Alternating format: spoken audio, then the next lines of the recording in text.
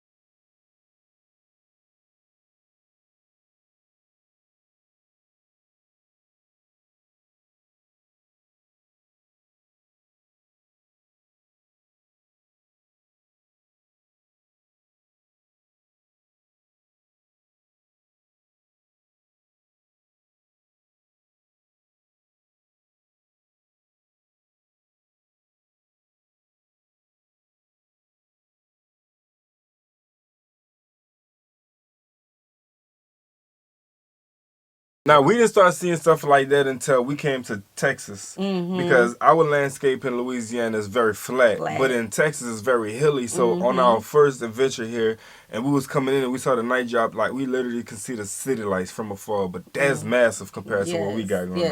It doesn't get any better than this. Heck yeah.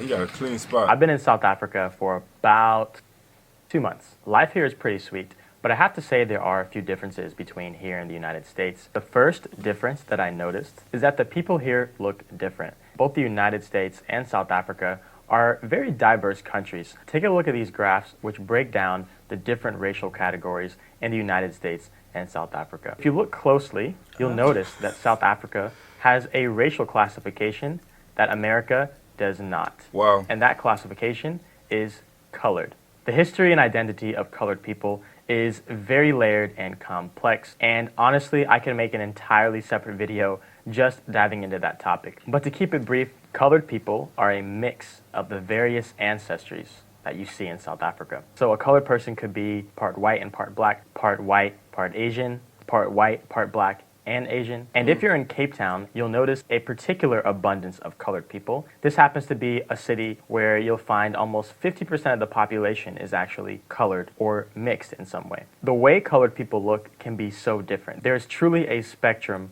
of mixed race ancestry. As a person of mixed race myself, I have to say it's pretty awesome to be in a city with so many people who are of mixed race just like you and to be a part of the majority. The next difference that you'll hear in South Africa would have to be the languages. It's amazing because South Africa has 11 national languages. Even native English speakers like myself still have trouble understanding what the heck South Africans are talking about. There's so much slang here. It's really cool to see how South Africans have their own take on the English language. Another language that you'll hear is Afrikaans, which is kind of like the cousin of Dutch. Dutch settlers came here hundreds of years ago, and their language evolved into Afrikaans. Colored people have their own take on Afrikaans. And interestingly enough, the Dutch descendant white people can't exactly understand them, but the colored people can still understand the white version of Afrikaans, which is pretty cool. One of the most common native African languages. Wow. So, okay, I want to touch on the map. I haven't seen a population map like that in a long time, like really since college. Yeah. So I would have to pull up a current map for myself. That was surprising. Doing my own research and having a clear understanding of something. Yeah, we'll have to do our own. I'll have to second that, but okay. Languages that you'll hear is isiXhosa. which is a Bantu language as well as a cultural group. As you may have heard, it's a clicking language, so when you hear someone speaking it on the street, it really sticks out to you. Another language you'll commonly hear is isiZulu, which is actually the most common first language spoken in South Africa. Some other languages that I've commonly heard are Sotho and Setswana. As I mentioned, there are many, many more, but this is just a brief overview. Next, arguably the biggest difference between the United States and South Africa would have to be the wealth disparities. If you've ever taken the time to understand the history of South Africa from colonization to apartheid, then one might understand why there's such an unequal distribution of resources. To catch you up, the European settlers who came to colonize South Africa created economic systems that allowed them to generate massive amounts of wealth while ultimately keeping the people who already lived here, as well as the slaves that they brought, without much economic opportunity. Arguably, these systems are still in place today. Every time I hear colonize and every time I hear all that, I just think about the people that done the bad things to everybody else, like how they're just walking in guilty pleasure, right? Because they're literally, eating off of the backs of people who done worked hard all their lives and didn't get a piece of the cake. You know what I'm saying? Right. And it's just bothering. Every time I hear that, that's what I think about y'all. It makes me think, like, are there any town, like, knowing that this was only about 30 years ago, are there any towns like what we had at one point, or the towns are starting to rise again, where like things like Black Wall Street, things like, the names are gonna fail me, guys, we film late at night, so my mind be but like communities like that where they're building wealth together. The whole community is helping one another to build up their economy. Hey, that's a great question. It makes me think, like, are there communities like that? Because I would like to know. Yeah, knowing the history of America and how, our people fought to become at the top with the other people, it just, again, like, I feel like our generation and the generation after us, we don't really forget, but we're not cognizant of the fact that we have it good today. I should go with them words. We don't have to think about stuff like that. Right. I mean, it's like they handing you candy. Yeah, like we all have an equal opportunity to be there. Like there's income gaps in a lot of industries, but we all have an opportunity to mend that gap. Like there, it's still fresh, and we see that when we're talking to South Africans. It's still fresh across the board, regardless of the race. It's still fresh, and their ideologies, the way their perspectives, like, it's still fresh. Yeah, I hate when people bring that up, especially after that reaction we did, because it's like, ugh. Yeah. Yeah, for real though. When apartheid ended in 1994, white South Africans accounted for less than 10% of the population, but 90% of the land ownership. Through discriminatory policies, colored South Africans and black South Africans were actually pushed out of major cities into what are called townships. Townships are communities in South Africa where the people live despite having minimal opportunities. These areas often are incredibly dense and impoverished, often lack secure infrastructure, and also have the highest crime rates in the country. By forcing such a large percentage of the colored and black South Africans into these townships, they were able to create a divide which still exists today. But you don't have to go into the townships to see the wealth disparities. In cities like Cape Town, you will find areas that have shopping malls, people driving around in very nice cars, and just down the road you can find a community of people living in tents. It's very common in South Africa for people to approach you on the street and ask you for money. To me, it's really interesting in South Africa, the nature of these shared spaces where people with money and without money still exist together. The next difference would have to be safety. By no means am I saying that South Africa is an unsafe country. I'm simply saying that security looks different here than it does in America. The first thing I'll have to point out are the crime rates. Statistically, South Africa has higher crime rates than the United States in multiple categories. Pretty much every home has metal bars covering the windows. It's also very common for homes to have fences surrounding them with barbed wire, electrical wire, and all of that. In America, we keep our security inside of the house, if you know what I'm saying. Since coming here, I've definitely grown in my appreciation toward the American police. It's commonly known that the South African police aren't always very reliable, and a lot of people hire private security. The next difference is the... Hey, y'all drop that in the comment section. Fact check that, because this is my first time hearing this. Very interesting to know. But I never heard of this. I want to know more about that. I didn't know y'all was rocking like that. Y'all got that private, security coming through. Yeah. Nah, I like the private security part. But I mean, think about our celebrities. I mean, basically, even some YouTubers, American YouTubers, have security. So that's not much of a difference there. But for everyday people, sure, get it. I don't if the crime rate is that crazy, yeah, right. I don't think there could be nothing that's gonna make me think differently here. Like if you're in that type of environment, right, and your crime rate is real bad, and you got private security, they don't know you have somebody that's privately walking with you everywhere you go, and they may try to pickpocket you, rob you, or follow you. You know what I'm saying? So yeah, definitely. Stuff like that could be, having private security can be a good thing. So private security. Okay. I'm your private security. Oh, I know you are.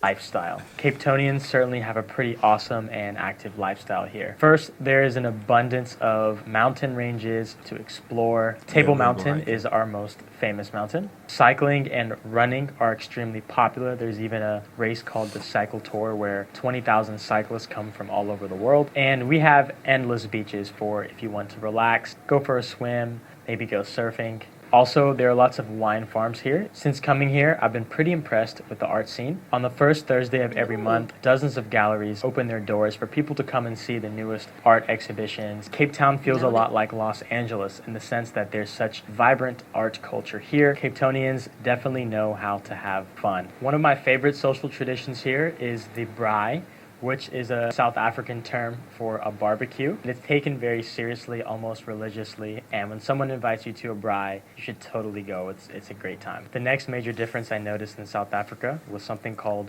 load shedding. So in America, most cities have an electrical infrastructure that is privately operated. And in South Africa, the electrical grid is publicly operated. When there isn't enough electricity to meet the demand of the city, the government will shut down the power. So for maybe 3 or 4 hours, you might be without power. If you've never experienced load shedding... Does that lower your light bill? Yeah. Because we don't have load shedding, but we have crazy light bills. Sometimes throughout the summertime, the bills go crazy. Wintertime was mad cold. You put the heat on, you let that thing run for a few times. Man, bill come in talking about, woo! But is that like a thing? Like, so you guys dealing with, a very secure light bill? Yeah, like how much is it usually? We have experienced load shedding. Mm-hmm. We had a real bad winter storm. It's on our family channel if you want to go look at our experience. It was not fun. It wasn't. So if we had to go through that, it would definitely be a culture shock for us. And load shedding is year round. Yeah. Hot, cold. Every day? Is it every day, Is it guys? like that every day? Like it's like let's say y'all dealing with a really hot summer and it's load shedding, y'all can't get no AC. Mm-hmm. You know what I'm saying? All the AC in the house just go off. Boom. Everybody outside, open the windows. I pray it get better because, baby, look, we got a little small glimpse. How long was it? 3 days? Yeah, I said about 3 days. Off and on. In the cold. And we just had a baby. No, we didn't have a baby yet. We didn't have her yet? No. We didn't? Oh, no, we didn't. No. Our dog was freezing. Okay. We were freezing. We all slept in the same bed. It Blankets. was literally 1 degree outside. Yeah. Snow up to here. Yeah, I wouldn't recommend.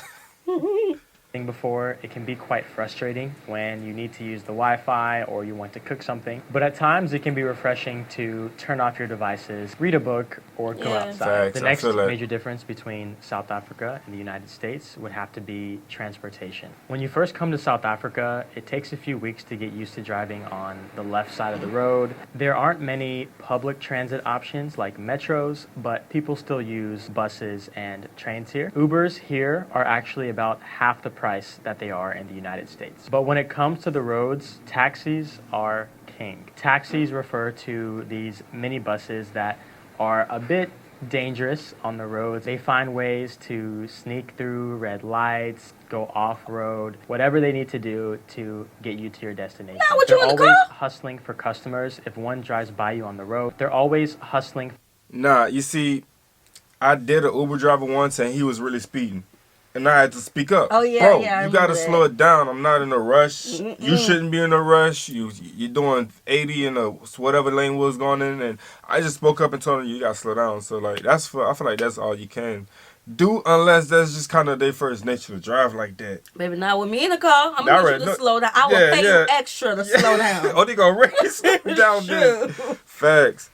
See, crazy. For customers, if one drives by you on the road, they'll whistle at you or get your attention and ask you where you're going in case they can give you a ride. Like I said, taxis truly rule the roads here. The next major difference is the currency value. South Africa's currency is the rand, and $1 US is about 15 rand. The dollar is a bit stronger than the rand. And you'll find that many things here, from food to drinks to clothes, cost significantly less. You can go out to a restaurant and enjoy a full meal for less than $10 US.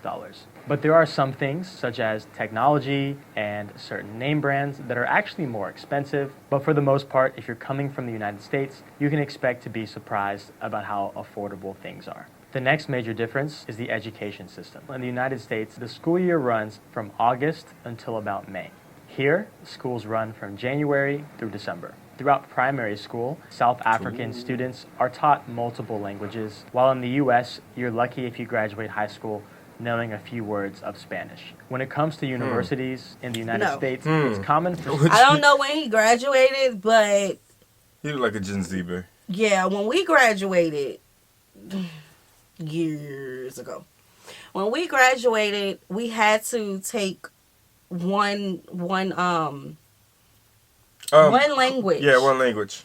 At least one language. Spanish or French. For a whole year. So from August to May, we had to take that. Now, there's there've always been French immersion and Spanish immersion, because we're in Louisiana. Well, that's where we're from.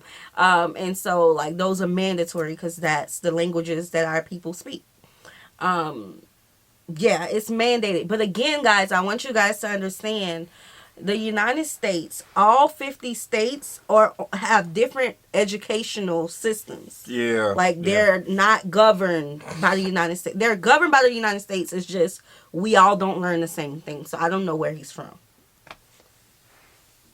Students to start their college experiences without having any idea of what career they want to pursue. Here in South Africa, you actually apply to university with a specific career in mind, and the university will choose to accept you or not based on your qualifications for this particular career path. It wasn't until I had finished 4 years of university that I applied for and was accepted into medical school. Here in South Africa, high school students apply to university with hopes of becoming medical students. And if accepted, they begin their 6-year medical school journey starting at age 18. So for universities, there seems to be an earlier focus on beginning your career here. Education is also much... Okay, so he kind of confusing me. But, so what I'm hearing is that in Africa, you can get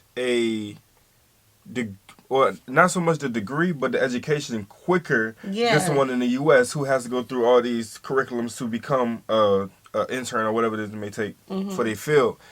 I think there is more beneficial. Okay. Because if, let's say, if you're one of these young adults who are ready to come to America and do have whatever it is you need to do, you can still have your, I don't know if that works. Like, you can, he said 18, you can be a student to be in the field of medical, and then you can transfer or move, however that work. I don't know. So that's confusing. We're probably gonna have to do a video about that on itself, because so there it seems like it's just career focused. Here, like, if you're a person who want to test the waters, don't know which career path you want to go to, you can still apply for the college. Like, you can do general studies or whatever, you think you want to focus on, and then change your major. Right. I think there is more everybody have to know what they want to do before they go. This is what I'm getting from what he's saying. I mean, that's good. But though, here right? it's more individual. Like if a person know that they want to be a want to be in the medical field, right? They start their college studies with that major. But not that. So like it'll be pre-med or nursing or dentistry, and dentistry isn't even like a 4-year college. Well, no, I take that back. Depend on what you want. So like here, like I'm not understanding what he's saying right there, because no, I've had a nursing major best friend in college. And she went from her 4-year degree, she went into the field, and then she went and get a master's. She got that, she's in the field, and I have another person that I know from school who's now a pediatrician. And all of her studies have been focused on that. So I'm only focused on that? Yeah. Well, now a person and like I think me, that's what he was saying too, though.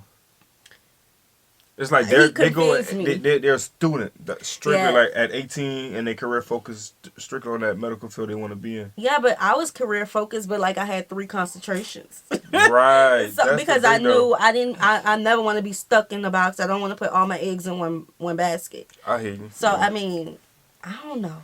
He kind of confused me, and no hate to him at all. It just confused me because like I'm a person where somebody have a question about college, they come to me. So yeah.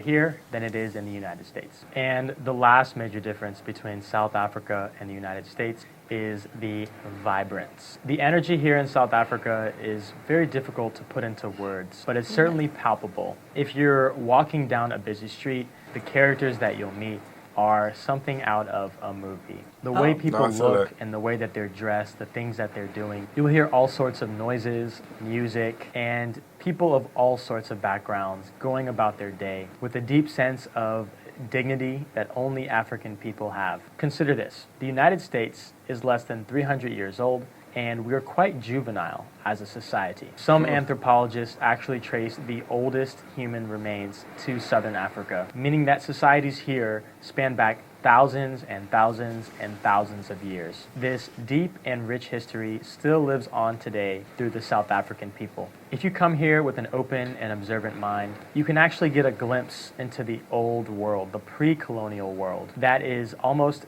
absent in the United States. It's incredibly humbling, and you can certainly sense the vibrance and richness of culture here. And I believe anyone who comes to South Africa should take the time to truly explore and learn about life in South Africa. So that's it. Those are some of the biggest differences I noticed. That's what's up. Yes. That's what's up. I feel like his video was very broad, respectful. I think it was pretty on point. Yeah, very on point. on point. Yeah. I like that he said that the people out there are like they know their character. Mm-hmm. And I think that just makes you a unique individual. You know what I'm saying? Because like I ain't gonna say the whole U.S. or nothing like that. I ain't gonna speak so broadly, but you do come across copycats where a lot of people want to be this type of way. You know what I'm saying? But I feel like people are tapping into their character. They're not immersed into this style of living or trying to be something they're not. They are who they are. Yeah. I think in America, there's a lot of people who try to be politically correct.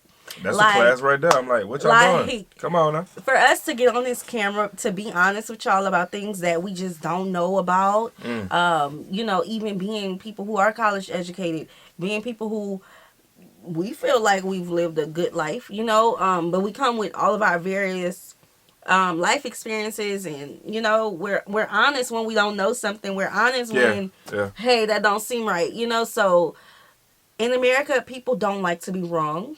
In America, people they will what you're saying, favor one way, especially in a certain type of culture that I'm not going to bring up. And it's not a people culture, it's a sect culture. People, they think one way. And so to real people in, they'll say, you can't do this, you can't do that, you can't do this. And we like, I'm going to shut the door and I'm going to go on. Yeah, I don't know why you know? they like people want to be overly opinionated. Yes. About other people's life. other people's lifestyles. And then they think they have the facts about it, and they're not. Like, I feel like even as adults, some people, they battle with facts and opinions, bro. Yes, yes. It's crazy. And another thing, I think people are just afraid to. Not everybody. Nah, not everybody. We got some really, like, your eyes on this camera right now, you probably one of the chosen ones. Right. Who do their thing, from a separate group. So, yeah, shout out to you. People are afraid to be themselves. Be yourself. Be yourself, man. That's all you can do. Sis, bro, be yourself. I'm telling you, your lane is going to cause a whole ripple effect. You're going to be the wave. Yep. Yep, because we the wave. Fact. You see it? Yeah, so this is a good video, guys. We hope you guys enjoyed it with us. Like this video, subscribe, turn on the post notification bell. We have enabled our super thanks if you like support the channel that way, as well as our join feature to become a VIP member of the channel. Before I exit this video, the beginning of this video has copyrighted music. So 9 times out of 10, it's going to be muted. Please don't come in the comment section saying, I can't hear you. We either going to cut it or we're going to fast forward, all right? Drop down below some word requests to our description box below. We'll see you soon. Peace.